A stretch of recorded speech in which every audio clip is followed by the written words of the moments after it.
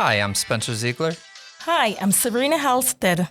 Hi, and I'm Mellisa Smith, and welcome to Data Lit, a podcast for educators by educators.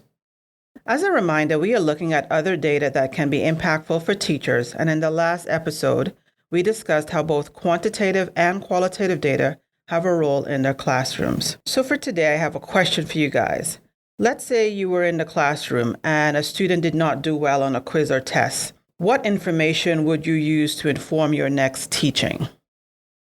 So yeah, I would like to say that I did all the things that we're going to talk about in this episode, but truthfully, looking back, I think I probably overemphasized the quantitative as compared to the qualitative data and just kind of took the numbers at face value, saying like, okay, here's where they are. Right. And then just didn't necessarily interrogate them to see, one, to validate what the quantitative data is suggesting, but also to interrogate to figure out, okay, what is it telling me other than that labeling angle? So I'm glad that we're doing this episode, and then I'm going to make a time machine and send it back to my former self so I can do better at looking at student work.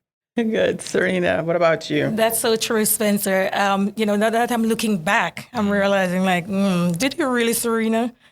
But definitely, if the class didn't do well, I would go back and look at the work that they had been producing prior to the test. Because I'm going back to see what was I giving them? Because hopefully I wasn't teaching amiss. Yeah. Right? But I had this principal back early on in the day. He would tell us we had to write a reflection. It was a requirement of us as teachers to write a reflection on each of our lessons each day. And part of the reflection was that we had to look at the students' work. And so I would go back and I'm looking at how were they doing, and then I'm comparing it with the result.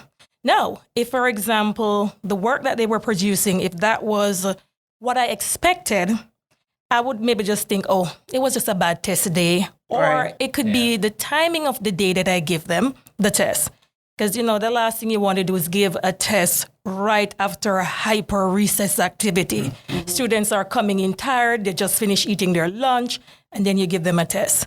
But then, the bigger picture, though, in terms of them not doing well on the test, it could be that I did not give them enough practice before the test. One of the biggest things I think back on is that, yes, you can teach, but at some point you have to give them practice with the actual thing you're going to be testing them on. So that exposure piece I'll be looking at, did I give them enough questions that they would have at least seen on the test? Similar questions. Yeah. So that's one of the things I'll be looking for.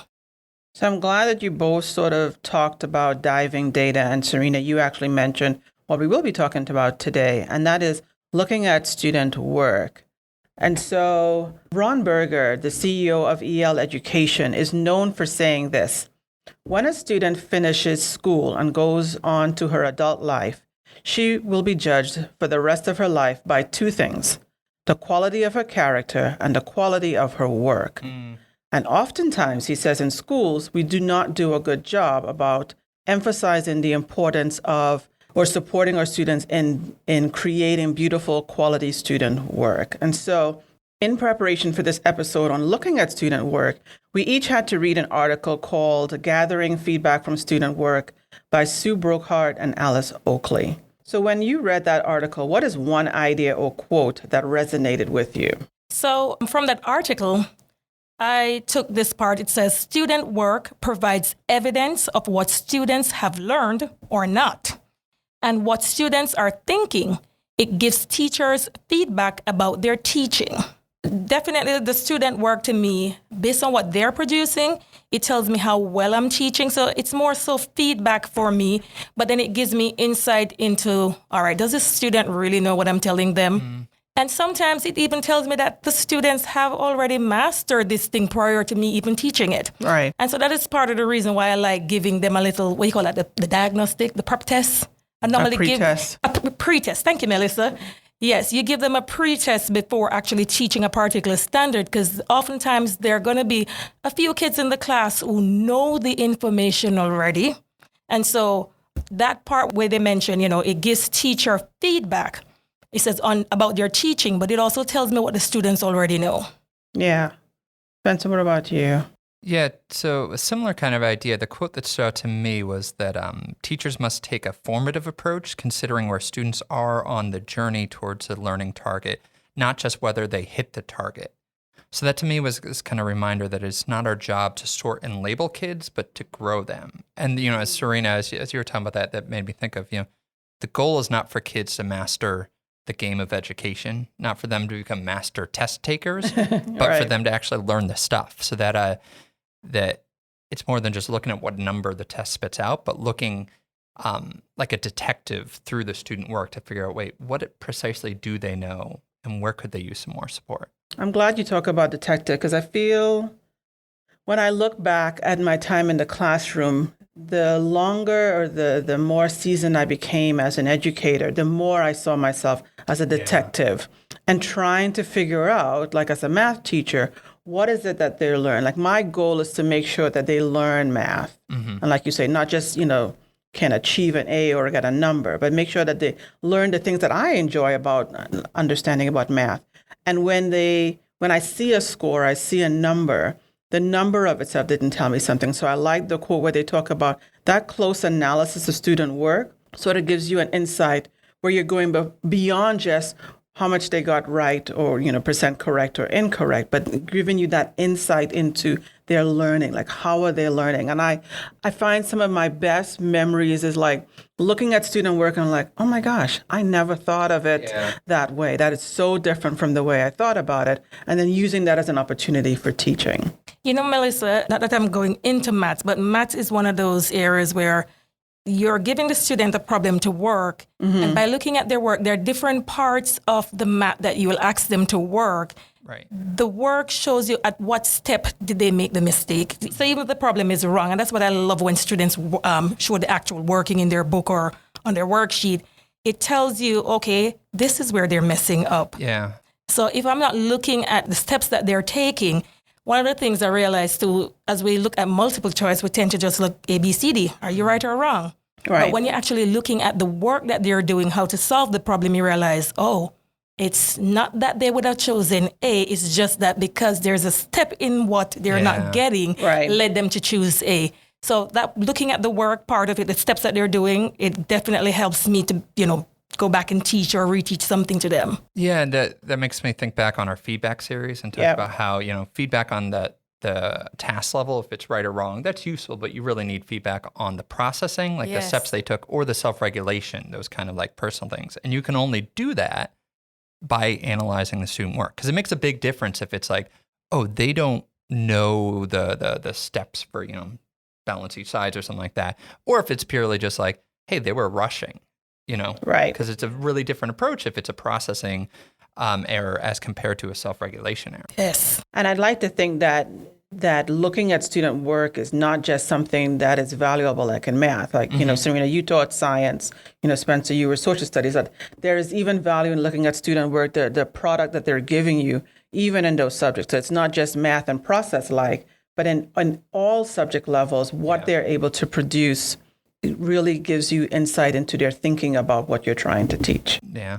So the article seemed to emphasize doing this work of analyzing student work with your colleagues. So why should this work be the work of our PLCs? Yeah, I think because that's the job of PLCs, right? That's what they're there for. I think of a book that a lot of our schools are reading, PLC Plus. Yeah. And they kind of touch on this. And quote from that, it says that if you want to impact learning, you have to make high impact decisions about what and how to teach. And if you want to make decisions that have the greatest impact on learning, you have to engage in focused reflection and analysis or conceptual change about teaching and learning. They'll guide you through those decisions.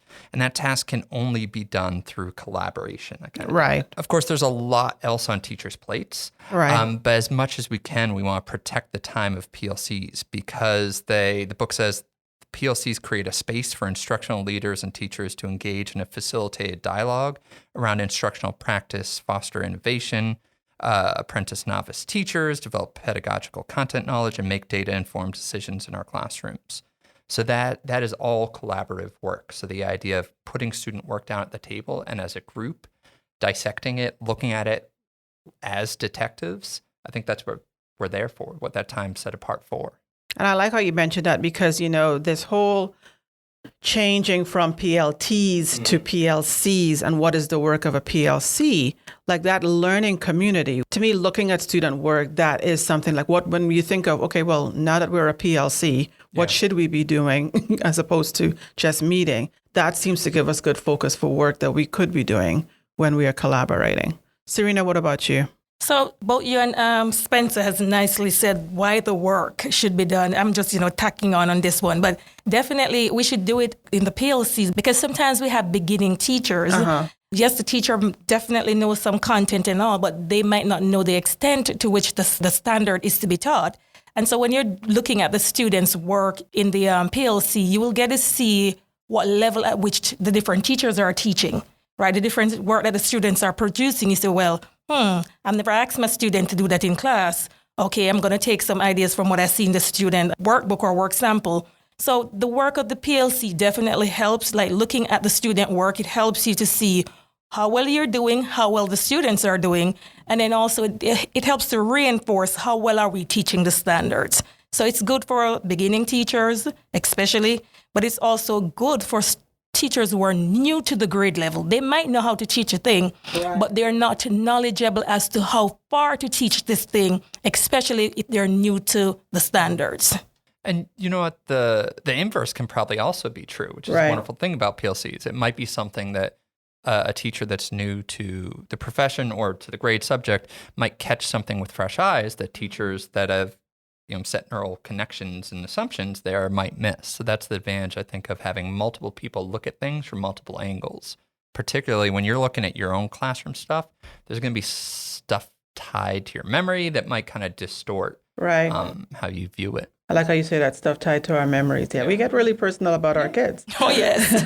And I like how you both, it made me think that I wonder when you do this work as a PLC, it's sort of like an equalizer, like in looking at the work, because, when you're a beginning teacher or you're new to a grade level, you might feel a little bit shy or intimidated about speaking up. But if it's not about us, the teachers, and we're looking at the work, then the work gets to speak in a way that we don't, our egos don't get in the way, I guess. So I like how you all talked about, it made me think about it in a different way. Yeah. And also there's that, there's an article we read in our data series last season, 5 Good Ways to Talk About Data. And it's one of the things it stressed was that students are the shared responsibility of everyone. I think that might be part of it too, that it's not that Johnny is my kid and I get defensive because, it's just like, hey, this is our kid as teachers in the same building. What do we notice? How can we improve? Right.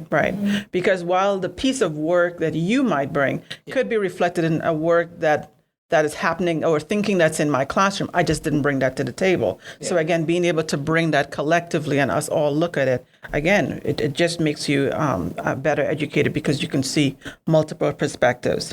I was also thinking too that when we are talking about PLCs, how do you do that work? And so I came across a protocol from the National School of Reform faculty called Learning from Student Work Protocol. And we'll put that link in the show notes. And it was pretty, while it says it could take 40 minutes, you can just highlight like some of the questions about, here's some student work. And you start off really simple, like, what is it that we're noticing? What is it that we're not seeing? Where can we change? There's some key questions that you can ask when doing this sort of work. So I'm glad that there are protocols out there for helping us look at student work. Another thing that was mentioned in the article and came up a lot was the word mindset. That was mentioned a few times in the article. So how do you all think mindset plays a role in looking at student work? So in terms of mindset, when you're looking at student work, you have to have that shift in your mind. It's not about, the student is failing. Mm-hmm. It's more so looking at, let me see what are they not understanding. Are there any misconceptions in the work? Now, after you're realizing that there is some misconception that they have, then the mindset is now to how best can I correct this with the student? And sometimes it's also the shift in mindset. I need to reteach this. I did not do a good job with this. So student work, it's not about looking to see where they're failing. We all will want to look and see, yes, they're doing well. But what about when they're failing? It's now, what am I going to do next? So a shift in mindset. When you take up that work, let me look at the misunderstanding, the misconceptions, and now what am I going to do next? I like that progression in thinking. Spencer, what about you? Yes, so Serena, I like how you thought about the mindset of the teacher to the student, because I thought of this more so as the teacher to the other teachers within the PLC. Okay. And I'll refer back to the article, 5 Good Ways to Talk About Data. We'll drop that in the show notes. Another piece of advice they have is that conversations about data engender trust rather than suspicion. So a mindset of vulnerability and support within the PLC, because it's really easy and natural to get defensive and anxious thinking when you're putting that work out there. But students are not that average of their test scores, and teachers are not either. So saying this idea of, this community exists to support each other and to analyze the student work to figure out how that we can improve, and we do it in a very compassionate, graceful way. It also helped me when I heard that word mindset. Remember, there was a time when we were heavily emphasizing the growth mindset, right? And a lot of times when you are in the classroom, you can fall into that fixed mindset mentality, right? You see a grade, especially if you're a student where you're getting the same kinds of grade and it's low. It could make you think that, okay, well, you're just stuck here. And so, the mindset piece, I liked when they talked about it, because the way you look at student work can give you the sense of, well, you're on a journey. Like, how are you talking about it? Like, there is, okay, you were here, but there's room for improvement. Like, you're not stuck. Like, when you look at this work, this is what I've produced, but you're continuously improving upon it to get better and better and better and better and better. And I think if we were to help our students focus on student work and think about it in that way, from that mindset, that it's easy to come to. You want to come to class. I want to learn. I want to do better. I want to produce work, because, again, it's not a definite enough a finality when you see that grade. It's like, oh, this is just a reflection of where I am, but I can get better and I can do greater things. So now that we have kind of discussed a little bit about student work and why is it important, what is one takeaway that you would share with educators based on today's conversation? For me, I think about it's tempting just to look at the numbers and make a judgment and assumption based on that and then move on, but then you're missing the kind of heart of the work. I think about, so we're recording this the day after the Oscars, and the Oscars, you can look at it's like Everything Everywhere at Once cleaned up, and you can look at like just the numbers, the money made, the awards won, the Rotten Tomato average or something like that, and have a sense of the quality of the movie. But you really have no clue until you actually watch it and dig in, see what a wild and wonderful movie that is, And similar, like student work, the quantitative data is essential. That helps you kind of frame information and think about where you might want to invest diving deeper. But at the end of the day, you got to look at the work and you got to watch the movie. So analyze student work and watch Everything Everywhere at Once. Serena, what about you? So that one takeaway I have, when I think of student work, I'm thinking of it like the ingredient of that final product. And so if that final product does not come out the way I want it, maybe I have not put the right amount of ingredient. So always look at student work as, did I put enough in? So it's always thinking of the student work like recipes. The student that is failing, that student maybe needed more of the ingredient that you were using in the class. The product comes out good, you were spot on with what you were doing in terms of providing resources, in terms of practicing, in terms of giving them the right content or exposing them to the right amount of content. So see the student work as that. And if it's not where you want it to be, it means that you need to go back and shift up some teaching, shift up some resources, provide more to make sure that the product that you get at the end, it's reflective of what was put in. And I guess for me, it is a reminder to take a step back and ask yourself why we got into this profession, right? the beauty I find is always in the student work. That might sound really corny, but the beauty is in the student work. When I think of, in the classroom, you're walking around and you're seeing student work and you're like, oh, all right, I see this and I see this. And right there, I'm like, okay, so when we're debriefing this, I'm going to use this piece first and this piece first, to kind of talk about where I'm going next. And having students see the beauty in their work. So always emphasizing, I know I probably sound like a broken record in class, show your work, but helping kids understand why I wanted them to show their work, why I wanted them to be proud to show their work. Like, oh, let me show you what I did. Getting them jazzed and emphasized, that's how you get that engagement. So for me, it would be like remembering why we got into it, because student work is where it's at, as far as I'm concerned. It like both of you all said, it's that ingredient, but it really helps us to kind of see what is it that we're doing and help us be more understanding, focused, not just as a teacher, but also as a student. I like what you said, Mellisa, see the beauty in the work. Because when you look at the student work, whether they're doing well or not, but once you see what you want, you feel accomplished. You feel proud. You're like, I did this. I had a part of this. It was what I taught. The students are reflecting what I have done. And if the students' work is exactly what you want, it's the beauty. I did this. Even when it's messy and it's not what and you're like, okay, I thought I did this and this is what it came out. Okay, what do I still need to do, right, to get it to where it needs to be? So it's beautiful in the messy and it's beautiful in the perfect. But I mean, to me, it's beautiful all around. So.